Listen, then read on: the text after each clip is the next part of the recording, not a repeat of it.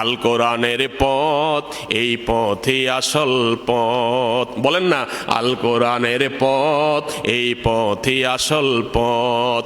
অন্য পথে অন্য মতে নেই কো রহমত, অন্য পথে অন্য মতে নেই কো রহমত। সুবহানাল্লাহ বলেন।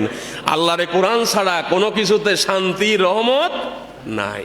আজ পর্যন্ত কোরআন ছাড়া যারা পৃথিবী চালিয়েছে, যারা রাষ্ট্রের সংবিধান প্রণয়ন করেছে, সমাজের অন্ধ্রে রন্ধ্রে যারা যতই শান্তির বিনির্মাণ করতে চেয়েছে, আল্লাহর কোরআন মজিদ ছাড়া যথাযথ শান্তি পৃথিবীতে বাস্তবায়ন করতে আজ পর্যন্ত কেউ পারেনি। পারার কোনো সম্ভাবনা আছে ভাই?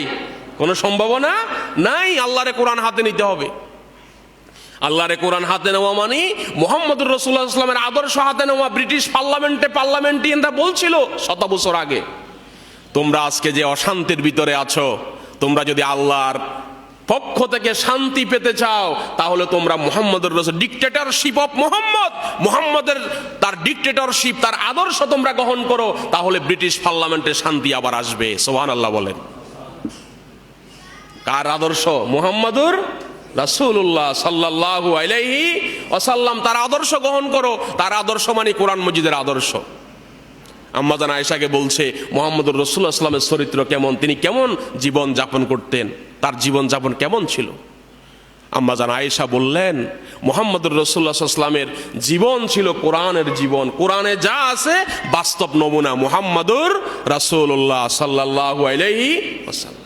সম্মানিত ভাইয়েরা, 8 নাম্বার, এই কোরআন মজিদের পরিচয় প্রধানে যারা পরিচয় দিবে, সকল যত মানুষেরা যেভাবে কথা বলে, যেভাবে ওয়াজ করুক, যেভাবে বক্তব্য দিক না কেন, আল্লাহর কোরআন মজিদের বিশেষণ সঠিকভাবে নিরূপণ করা এবং এর বিশ্লেষণ সঠিকভাবে করা পৃথিবীর মানুষের জন্য অক্ষম এবং অসাধ্য, এবং আল্লাহর কোরআনের কাছে প্রত্যেকটা মানুষ অসহায়। সুবহানাল্লাহ বলেন। ওয়াজ করতে পারবে, কথা বলতে পারবে আল্লাহর কোরআন মজিদ এইভাবে। পৃথিবীর বড় বড় তফসির কারকগণ তারা তফসির করেছেন, তফসির লিখেছেন।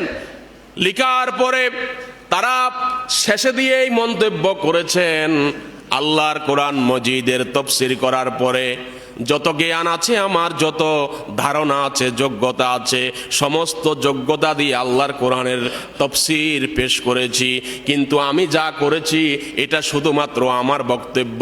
এই কোরআন মজিদের এই আয়াতে কারিমার তফসির যথাযথভাবে একমাত্র আমার আল্লাহ জানে। সুবহানাল্লাহ বলেন। এটা শুধুমাত্র জানে আমার আল্লাহ। আমরা যা করেছি মানুষ হিসাবে বলছি, পড়াশোনা করে বলছি, কিতাবপত্র দেখে বলছি, আসলে সমস্ত জ্ঞানের ভান্ডার, সমস্ত জ্ঞানের হাকিকত একমাত্র কার কাছে বলেন? আল্লাহর কাছে। এটার বিশেষণ, এটার মুজিজা, এটার বাস্তবিক আলোচনা শেষ করা পৃথিবীর কোনো মানুষের দ্বারা সম্ভব নয়। এই কোরআনের আওয়াজ তুলনাহীন, বেনজির, বেমেসাল।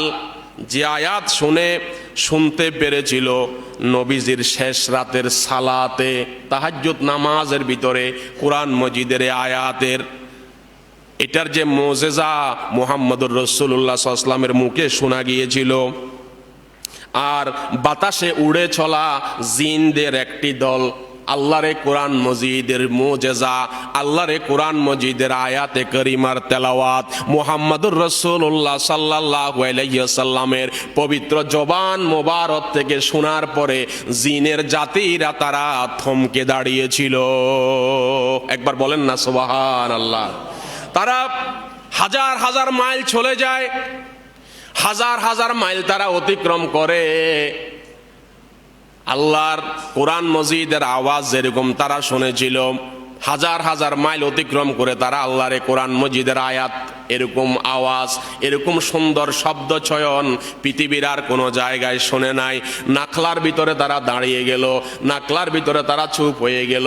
আল্লাহ রাসূল সাল্লাল্লাহু আলাইহি ওয়াসাল্লামের পবিত্র জবানের এই তেলাওয়াত শোনার পরে তারা বলে দিল, ক্বালু ইন্না সামি'না কুরআনান আজাবা।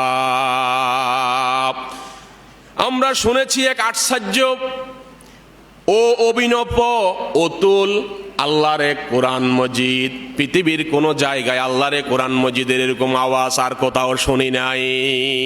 জিনেরা বলছে, তারা ঘোষণা দিচ্ছে এটা এক আশ্চর্য কিতাব। সুবহানাল্লাহ বলে। সম্মানিত ভাইয়েরা, হাজার হাজার বছর শোনার পরে প্রায় যতদিন আল্লাহর কোরআন মজিদ নাজিল হওয়ার বয়স হলো, যত কোরআন মজিদ শোনা যায়, কোরআন মজিদের চাহিদা বেড়ে গেছে। কোরআন মজিদ শোনার চাহিদা কমে নাই। একটা ক্লাসিক্যাল গান শুনলে, কয়েকবার শুনলে এটার আর চাহিদা থাকে না, পুরাতন। আবার নতুন মিউজিক গায়িকারা, নায়িকারা, গায়কেরা বের করে। আমার আল্লাহ সুবহানাহু ওয়া তাআলা ওই যে কোরআন মজিদের বৈশিষ্ট্যের ভিতরে বললাম, আশ্চর্য একটা কিতাব, এটা অলৌকিক, এটা একটা আজগবি। আল্লাহর এই কোরআন মজিদ যত পড়া হচ্ছে, যত তেলাওয়াত হচ্ছে, যত তাফসীর হচ্ছে, যত মাহফিল হচ্ছে, যত সিরাত সেমিনার হচ্ছে, আল্লাহর কোরআন মজিদ শোনার জন্য মানুষের আগ্রহ বেড়ে যাচ্ছে। সুবহানাল্লাহ বলেন। এটা হলো যে আল্লাহর কোরআনের মুজিজা। হাজার হাজার বছর শুনবে, কিয়ামতের প্রলয়ের সকালবেলা পর্যন্ত আল্লাহর কোরআন মজিদ চলবে। আল্লাহর কোরআন মজিদ শোনার আগ্রহ মানুষের কমবে না, বরং বেড়ে যাবে। সুবহানাল্লাহ বলেন।